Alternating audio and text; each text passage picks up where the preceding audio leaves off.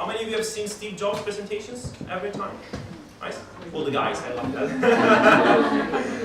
Create a headline. Now the headline is simply the most important thing of your presentation.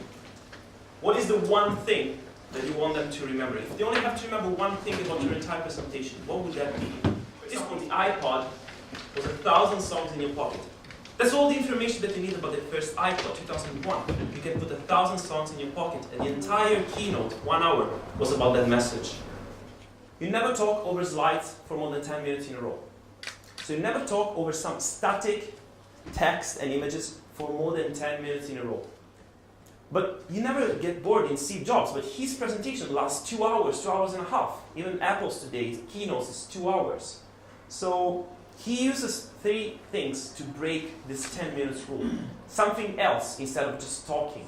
When you have a presentation and you have a PowerPoint behind you, that PowerPoint should mean nothing if you're not there explaining it, talking over it. So what is the opposite of I can't print my slide? It's I put all the text and all the words that I'm going to say on the slide so that I can just print them out and give them out later. Because this is the type of presentation slides that Steve Jobs has. They mean nothing without him explaining them. You cannot print out a Steve Jobs presentation if you ever manage to get one. And the rule to remember for graph is very easy. Avoid the should I read or should I listen dilemma. And exactly, if I put a lot of data straight there, people are going to look there, they're going to try to understand the graph, they're going to looking at the axis and the data. So you either shut up and you give them time to read, or you don't do that. If you kind of make a business school 101 graph of the smart axis and the easy to use axis, phones, regular cell phones are kind of right there. They're not so smart, and they're not so easy to use. But smartphones are definitely a little smarter, but they actually are harder to use. They're really complicated. Just for the basic stuff, people have a hard time figuring out how to use them. Well, we don't want to do either one of these things. What we want to do is make a leapfrog product that is way smarter than any mobile device has ever been and super easy to use. This is what iPhone is. Okay? He was first showing the axis. So people had 2 or 3 seconds to just read what the axes are and know what to expect next. And then he was just pulling the data there as he was talking, this graph. So why do I have to show the entire thing? This is just an Excel sheet put on a graph.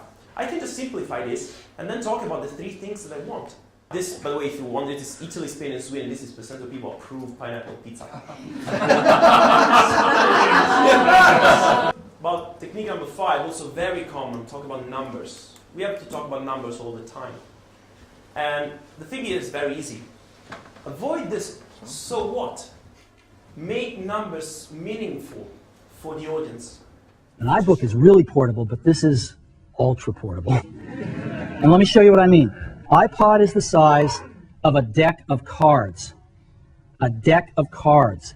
It is 2.4 inches wide. It is 4 inches tall.